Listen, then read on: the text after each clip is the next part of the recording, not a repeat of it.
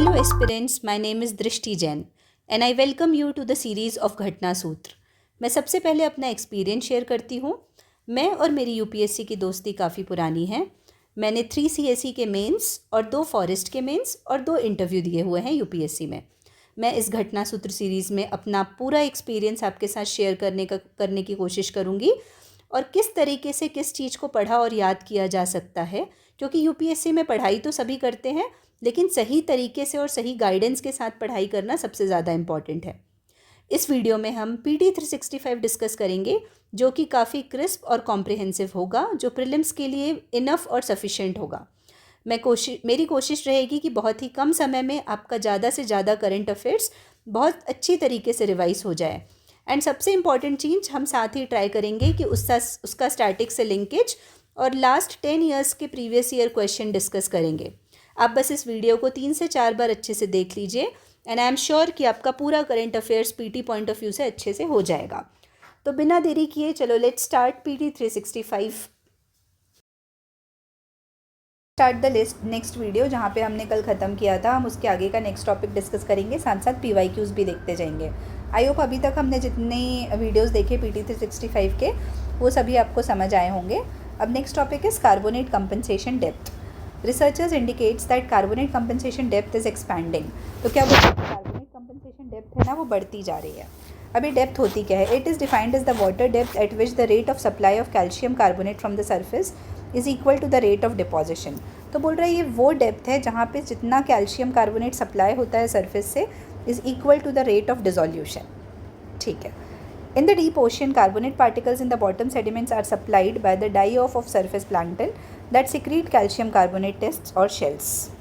When these shells fall below a certain water depth, around 4,000 meters, they begin to dissolve as ocean water becomes undersaturated with respect to calcium carbonate because of increasing pressure, decreasing temperature and increasing amount of dissolved CO2. तो क्या बोल रहे हैं, CaCO2 जो calcium carbonate जो depth होती है ना, कंपनसेशन डेप्थ, वो वाली डेप्थ होती है जहाँ पे जितना कैल्शियम सप्लाई हो रहा है सरफेस से उतना ही रेट ऑफ डिसोल्यूशन के बराबर हो। ये टर्म इंपॉर्टेंट था, ठीक है। अब इसके बाद आ जाओ, हाइड्रोजेल क्या होता है। Indian Institute of Science has designed novel hydrogel to remove microplastics from water. तो हाइड्रोजेल पूछ सकता है क्या काम आता है, तो माइक्रोप्लास्टिक को रिमूव करने के काम आता है। About hydrogel. Hydrogel has a unique intertwined polymer network that can bind the microplastic and degrade them using ultraviolet light irradiation. It consists of 3 different polymer layers: cystosan, polyvinyl alcohol and polyaniline. Applications क्या है? Hygiene products, toothpaste, medical application, contact lenses, drug delivery system, industrial lubricants, air conditioning. अब bioplastic. Some smallholder farmers of Nagaland are replacing plastics with compostable bioplastic made from cassava starch. तो cassava एक type का fruit है, उससे जो निकलता है उसको यूज़ करते हैं। तो बायोप्लास्टिक होती क्या है? They are bio based polymers produced from renewable resources like carbohydrates, vegetables oils, etc. in the presence of microorganisms. Degradable by microbes such as fungi, bacteria and yeasts, leading to production of CO2, water and biomass. Alternative to plastic with similar physical properties to synthetic plastic and have a low carbon footprint. तो important है, मतलब environment friendly initiative है जो नागालैंड के लोग ऐसा कर रहे हैं, फार्मर्स ऑफ नागालैंड। अब स्टील स्लैग के बारे में इम्पॉर्टेंट है, ठीक है।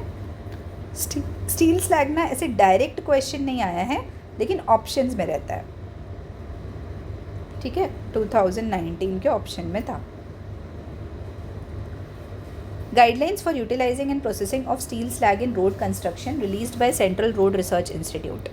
तो सेंट्रल रोड रिसर्च इंस्टीट्यूट ने स्टील स्लैग का यूज़ करने के लिए रोड कंस्ट्रक्शन में उसके लिए गाइडलाइंस निकाली है।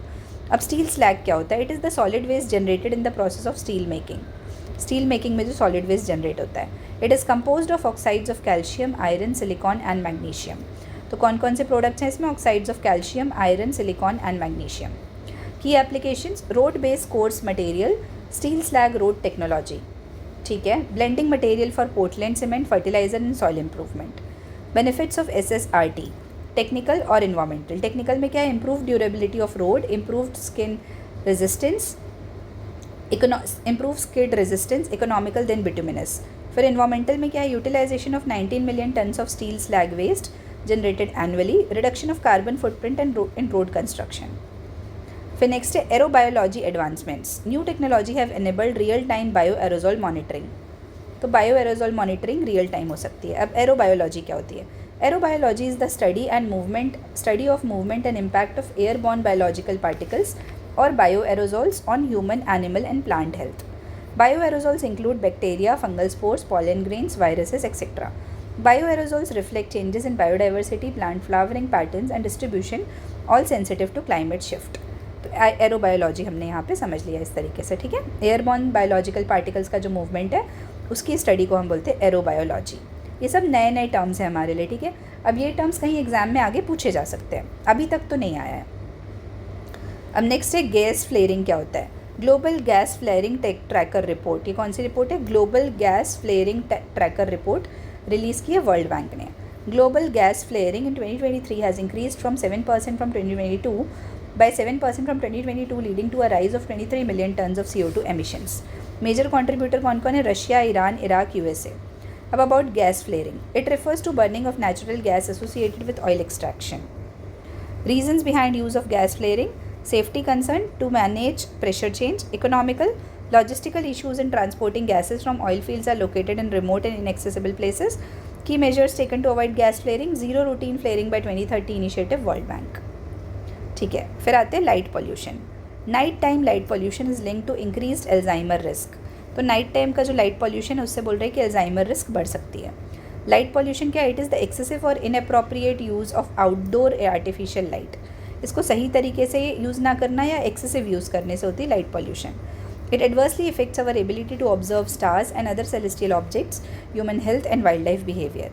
The study noted that night time light pollution disrupts natural circadian rhythm and hampers sleep, making individuals more susceptible to Alzheimer disease.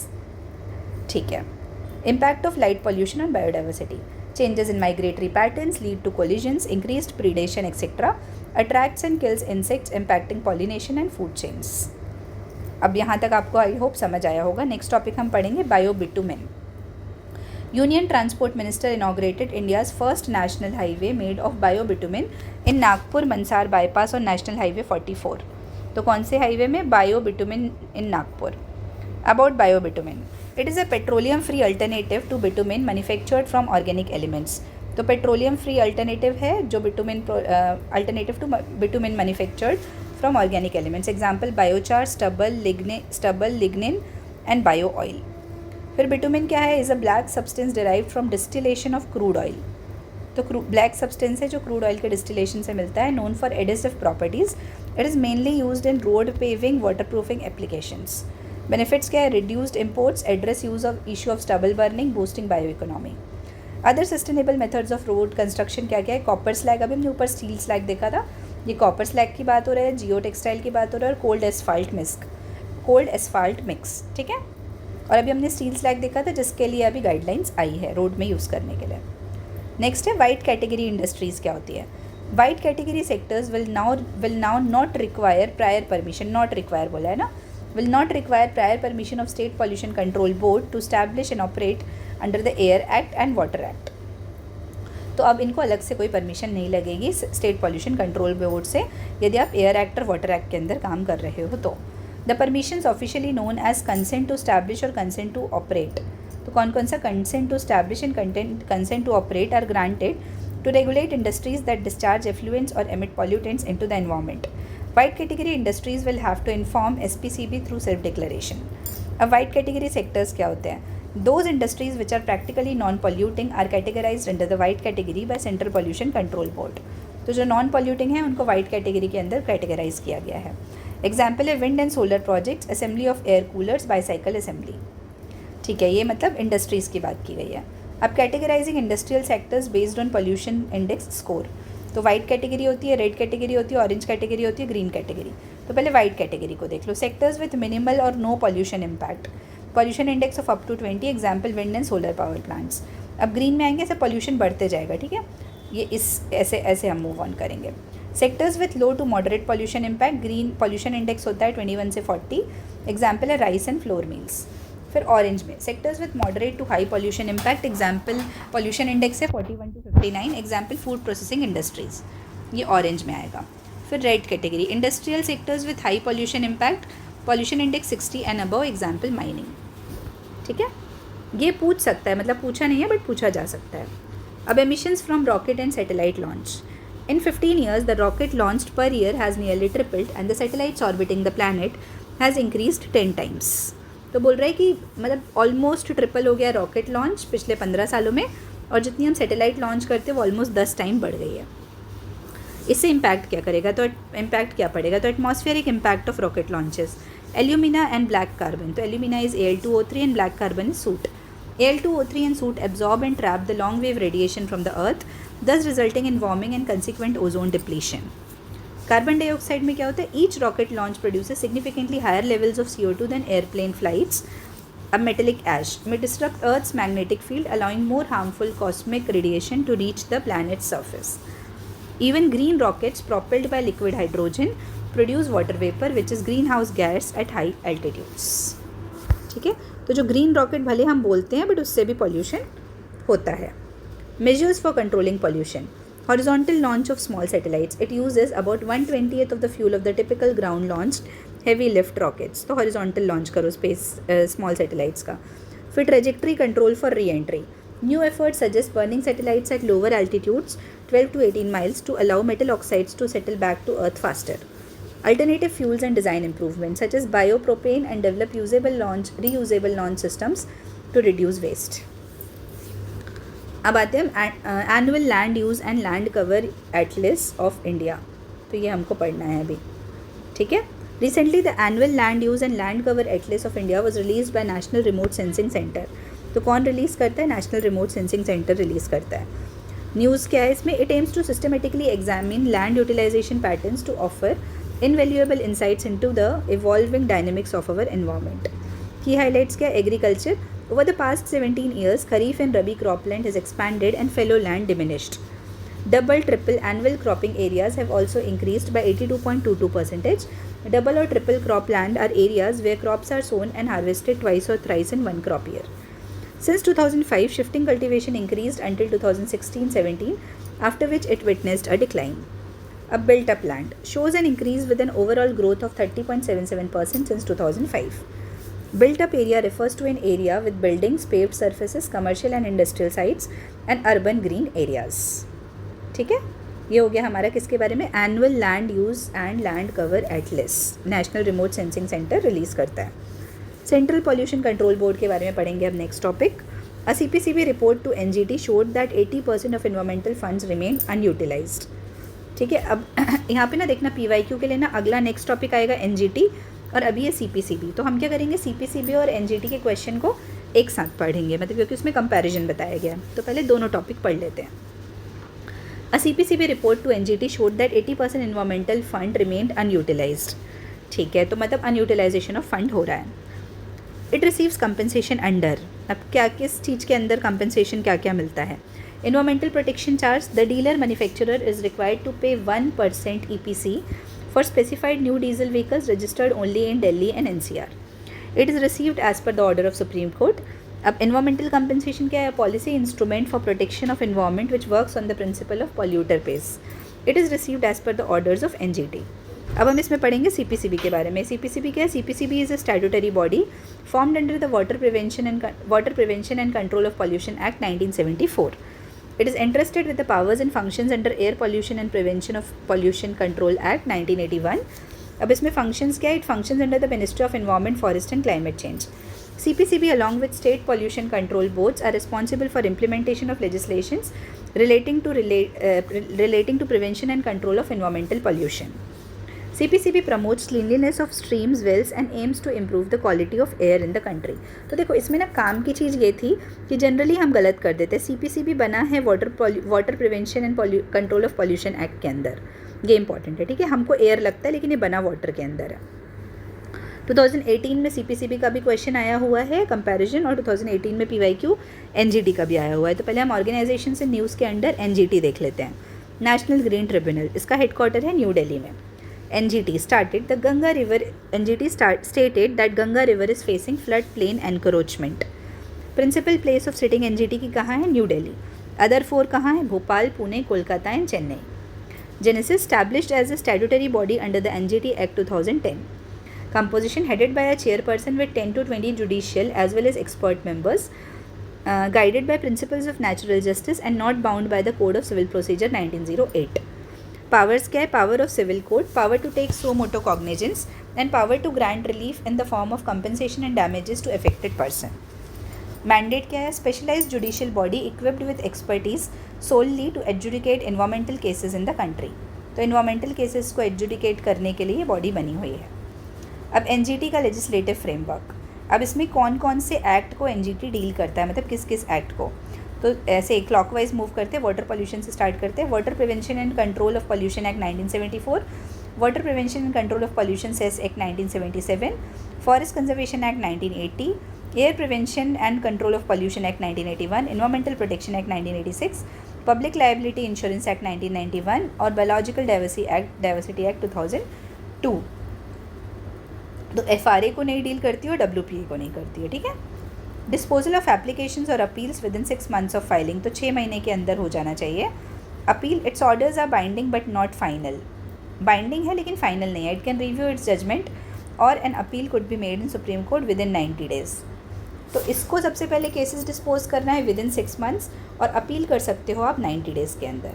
Benches, NGT has a presence in 5 zones. North principal bench, headquarter is Delhi, फिर central, east, south and west. अब इसका ना हमको PYQ देखना है, तो एक बार मैं आपको PYQ पढ़ के बताती हूँ. ठीक है. इसमें PYQ, 1 मिनट,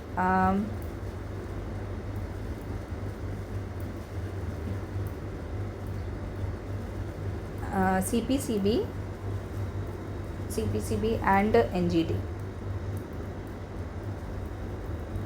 इसको देखो.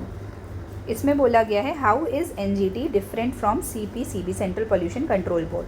तो मैं ऑप्शंस पढ़ रही हूँ. सबसे पहले बोला गया है NGT has been established by an act where CPCB has been created by an executive order of the government. तो ये तो गलत हो गया. हमने देखा NGT भी एक्ट से बना है और CPCB भी एक्ट से बना है. CPCB किससे बना है?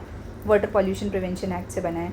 फिर NGT provides environmental justice and helps reduce the burden of litigation in the higher courts, where CPCB promotes cleanliness of streams and wells, aims to improve the quality of air in the country. तो ये तो ठीक है. अब which of the following options are correct? तो 1, 2, 1 and 2 और neither 1 nor 2. तो इसमें ऑप्शन क्या हो गया हमारा? सिर्फ सेकेंड ऑप्शन सही था. ठीक है. अब इसके बाद हम आगे चलते हैं. आई होप यहाँ तक आप सभी को समझ आया होगा. अब हम देखते हैं next topic, that is central ground water board. Central ground water board के ऊपर भी क्वेश्चन आ चुका है, उसको भी हम देखेंगे. सेंट्रल ग्राउंड वाटर बोर्ड के ऊपर जो क्वेश्चन आया है उसको मैं एक बार निकाल लेती हूँ. इसमें पूछा था कि विच ऑफ द फॉलोइंग एक second, central ground water board, इसमें क्वेश्चन पूछा था कि which of the following bodies have been created by central ground water board. ठीक है. Which of the following bodies have been created by environmental pollution act, EPA, environmental protection act 1986. तो उसमें central ground water authority था, central ground water board था, central water commission था और ये 3 option थे और एक और नन ऑफ द अबव था. तो इसका आंसर हो गया, 2018 में ये क्वेश्चन आया हुआ है, तो अब इसका आंसर हो गया सेंट्रल ग्राउंड वाटर बोर्ड. ठीक है. अभी अपन आगे पढ़ेंगे तो समझ आ जाएगा. इसका हेडक्वार्टर है फरीदाबाद, हरियाणा में. Central ground water board aims to develop and disseminate technologies and monitor and implement national policies for management of India's ground water resources.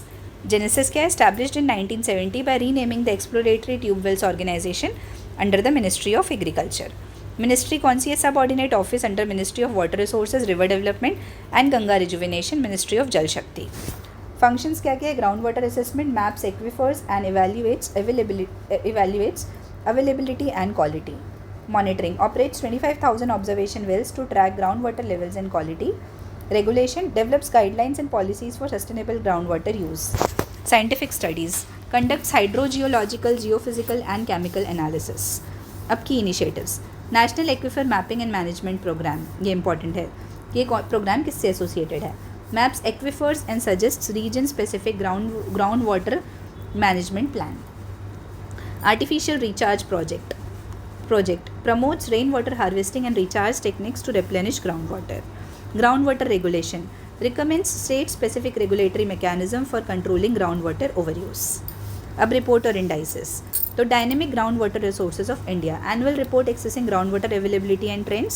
फिर groundwater yearbook तो summarizes the status of groundwater levels and quality. Aquifer mapping report documents detailed aquifer characteristics and management strategies. ठीक है, इसमें ज़्यादा कुछ नहीं था। I hope यहाँ पे आप सभी को ये सब चीज़ें समझ आ रही होंगी। Next is committee for air quality management, commission for air quality management in national capital region and adjoining areas. अब ये क्या है, ये एक स्टैट्यूटरी बॉडी है। कौन सी बॉडी है? स्टैट्यूटरी बॉडी है, एस्टैब्लिश की गई है under commission for air quality management in the national capital region and adjoining areas act 2021। Replaced environmental protection prevention and control authority. तो ये पहले इसके पहले कौन सी बॉडी थी? Environmental pollution prevention and control authority थी, EPCA बोलते थे जिसको। उसको ये स्टैट्यूटरी बॉडी है जो commission for air quality management, उसने रिप्लेस कर दिया है। Mandate air quality management in national capital region and adjoining areas including Punjab, Haryana, Uttar Pradesh and Rajasthan. It aims to achieve better coordination, research, identification and resolution of problems surrounding the air quality index. अब key functions क्या है इसके? Releases statutory directions for environmental pollution to the state government. Imposes penalties for non-compliance. Offence punishable with imprisonment up to 5 years or fine up to 1 crore rupees or both. तो ये हुआ features किसके? SIM committee for air quality management. I hope ये समझ आया होगा। Next topic है sustainable development. तो SDG इंडिया इंडेक्स के बारे में हम पढ़ेंगे 2023-24। The index was released by NITI Aayog. तो ये पूछा जा सकता है, अभी पूछा नहीं है, ये इंपॉर्टेंट है कि SDG इंडिया इंडेक्स कौन रिलीज़ करता है? तो नीति आयोग रिलीज़ करती है। अब SDG के बारे में देखेंगे। It is the 4th edition SDG India index के बारे में। It is the 4th edition of the report. It measures and tracks national progress of all states and UTs on 113 indicators aligned to Ministry of Statistics and Program Implementation's National Indication Framework. Scores range between 0 to 100. Score of 100 means state or UT achieved targets set for 2030. States are divided into 4 categories: Achiever 100, Front Runners 65 to 99, Performers 50 to 64 and Aspirants 0 to 49. की findings क्या है? Composite score for India improve 66 in 2020 to 21 to 71 in 2023 to 24. All states have shown an improvement in overall score. Top states कौन कौन से? उत्तराखंड और केरला, और top UT है चंडीगढ़। मतलब ये रिपोर्ट की फाइंडिंग्स है बेसिकली। हमको सिर्फ इसमें ध्यान ज़्यादा यही रखना है कि ये रिपोर्ट कौन निकालता है। तो रिपोर्ट निकालते हैं नीति आयोग। उसके बाद other reports related to SDG। SDG is National Indicator Framework Progress Report Card 2024, released by Ministry of Statistics and Program Implementation in consultation with concerned ministries, UN agencies and other stakeholders. This annual report facilitates monitoring of SDG's progress at national level. Key findings क्या है? Positive progress shown in some indicators of no poverty, zero hunger, gender equality, clean water and sanitation, reduced inequalities, sustainable cities and communities. ठीक है, अब sustainable development report 2024, एक ये वाली report हो गई। सबसे पहले तो एक तो नीति आयोग वाली हो गई SDG इंडिया इंडेक्स, दूसरी हो गई SDG's national indicator framework progress report card. उसके बाद हो गई सस्टेनेबल डेवलपमेंट रिपोर्ट जो अगली हम पढ़ रहे हैं, released by UN sustainable development solution network SDSN। की हाईलाइट्स क्या है? On an average only 16% of SDG targets are on track to be made globally by 2030. Finland is ranked first, followed by Sweden and Denmark. India is ranked 109 out of 166 countries with on-track performance in poverty reduction and quality education targets while decreasing progress in sustainable cities and climate action target. New index of support to UN-based multilateralism. Support to UN-based multilateralism. It ranks countries based on their engagement with UN system. Barbados highest था, फिर India at 139th place while USA ranked last. अब next है sustainable development goals report 2024, released by UN department of economic and social affairs. किसने release की है? UNDESA ने। की findings क्या? इसमें सिर्फ रिपोर्ट का ही याद रखना है कि कौन सी रिपोर्ट कौन रिलीज़ कर रहा है। इसकी की फाइंडिंग्स काम की नहीं है, ये ज़्यादा काम की नहीं है, मैं क्रॉस कर देती हूँ। सिर्फ हम बेसिक रीडिंग लगा लेते हैं।